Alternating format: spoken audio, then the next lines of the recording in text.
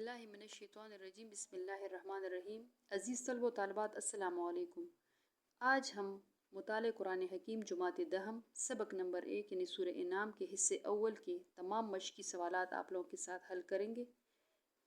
تو چلیے پہلے سوال کو پڑھ لیتے ہیں اور اس کے جواب دیکھتے ہیں۔ سوال نمبر 1، سورہ انعام کے پہلے رکوع کی روشنی میں مشرکین کی کوئی 2 اعتراضات اور ان کو دی گئی جوابات تحریر کریں۔ تو ان کا جواب یہ ہے، آیت کا ترجمہ پہلے لکھ لیجئے، اور اگر ہم آپ پر یعنی آپ صلی اللہ علیہ وسلم پر فرما دیتے کاغذ پر لکھی ہوئی کتاب، پھر وہ لوگ اسے اپنے ہاتھوں سے چھو بھی لیتے، تب بھی وہ جنہوں نے کفر کیا یہی کہتے کہ یہ تو کھلا جادو ہے، اور انہوں نے کہا کہ اس رسول صلی اللہ علیہ وسلم پر کوئی فرشتہ کیوں نہ اتارا گیا، اور اگر ہم فرشتہ نازل فرماتے تو اب تک فیصلہ ہو چکا ہوتا، پھر انہیں مہلت نہ دی جاتی، اور اگر ہم اس رسول صلی اللہ علیہ وسلم کو فرشتہ بناتے تو ہم اسے بھی مرد ہی کی صورت میں بناتے، اور ہم انہیں اسی شبے میں ڈال دیتے جس شبے میں وہ اب پڑے ہوئے ہیں۔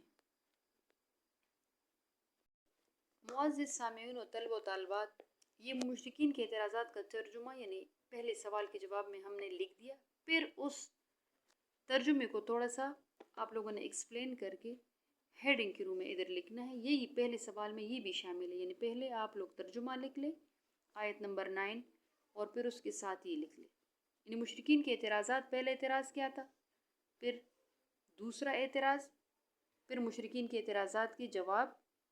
ٹھیک ہے، پہلے اعتراض کا جواب یہ دیا گیا کہ جو لوگ موجود قرآن حکیم کو جادو اور اس کے لانے والوں کو جادوگر بتلاتے ہیں، معاذ اللہ، اگر ہم انہیں وہی کاغذ میں لکھی ہوئی کتاب کی شکل میں بھی آسمان سے اتار دیں جسے یہ ہاتھوں سے چھو کر بھی معلوم کر لیں، تب بھی یہ اسے جادو کہیں گے۔ دوسرے اعتراض کا جواب کچھ یوں دیا گیا ہے کہ اگر ہم کوئی فرشتہ نازل فرماتے تو اب تک فیصلہ ہو چکا ہوتا اور پھر انہیں مہلت نہ دی جاتی۔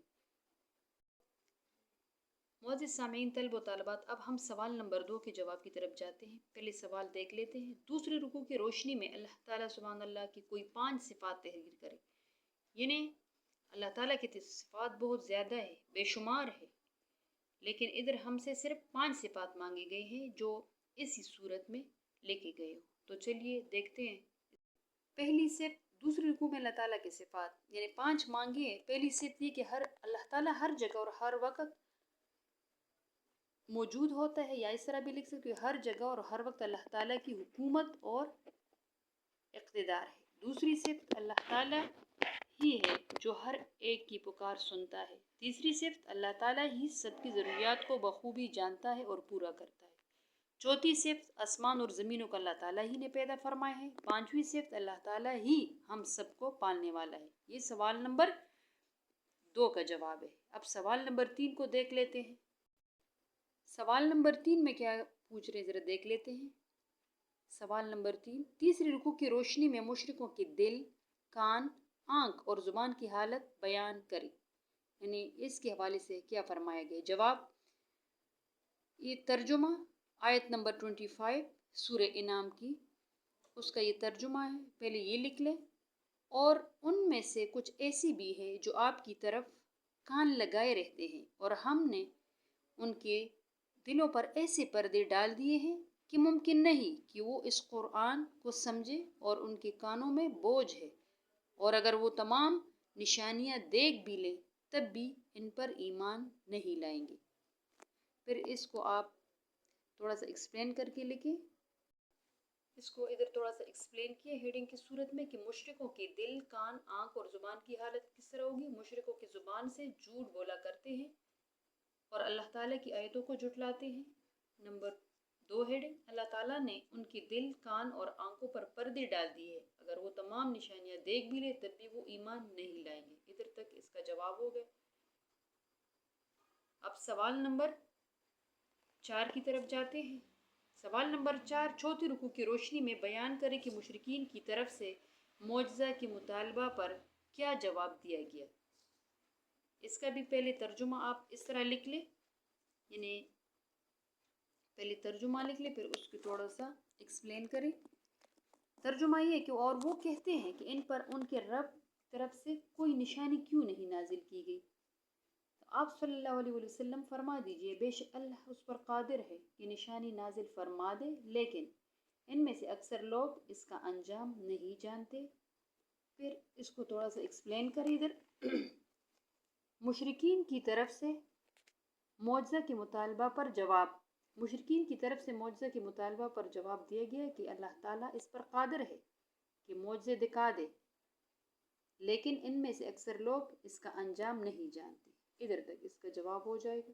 سوال نمبر 5 کی طرف جاتے ہیں۔ 8ویں رکوع میں عذاب الہی کی کون سی 3 صورتیں بیان کی گئی ہیں؟ تو اس کا جواب یہ ہے، آیت کے حوالے سے آیت نمبر 37 سورہ انعام، آپ یہ لے لیں ادھر سے، آیت کا ترجمہ لکھ لیں پہلے۔ آپ فرما دیجئے وہ اس پر قادر ہے کہ تم پر عذاب بھیج دے، تمہارے اوپر سے یا تمہارے پاؤں کے نیچے سے، یا تمہیں گروہوں میں تقسیم کر کے بڑھا دے اور ایک دوسرے کی طاقت کا مزہ چکھائے۔ ادھر تک لکھ لیں پہلے، پھر اس کے بعد تھوڑا سا اس کو ایکسپلین کریں۔ عذاب الہی کی 3 صورتیں جو ہم سے مانگی گئی، پہلے آپ لوگ ترجمہ لکھیں، پھر اس کی 3 ہیڈنگ دے دیں کہ پہلی صورت، دوسری صورت اور تیسری صورت۔ پہلی صورت میں کیا ہے کہ عذاب الہی کی 3 صورتیں بیان کی گئی کہ اللہ تعالیٰ اس پر قادر ہے کہ تم پر عذاب بھیج دے۔ پہلی صورت کیا ہے؟ تمہارے اوپر سے، دوسری صورت کہ تمہارے پاؤں کے نیچے سے، اور تیسری صورت یا تمہیں گروہوں میں تقسیم کر کے بڑھا دے اور ایک دوسرے کی طاقت کا مزہ چکھائے۔ تو یہ 3 صورتیں ہو گئی۔ پھر اس کے بعد ایک خالی جگہ پر کریں۔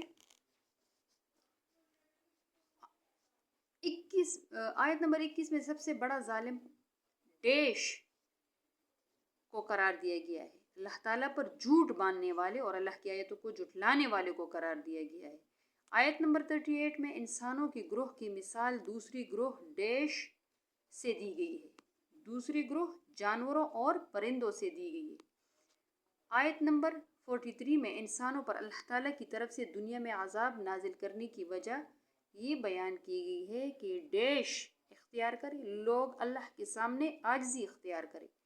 آیت نمبر 52 کی روشنی میں نیک لوگوں کی 2 صفات ڈیش اور ہے، کیا ہے؟ صبح و شام رب کو پکارنا، صبح و شام رب کو پکارنا اور اس کی رضا چاہنا ہے، ٹھیک ہے۔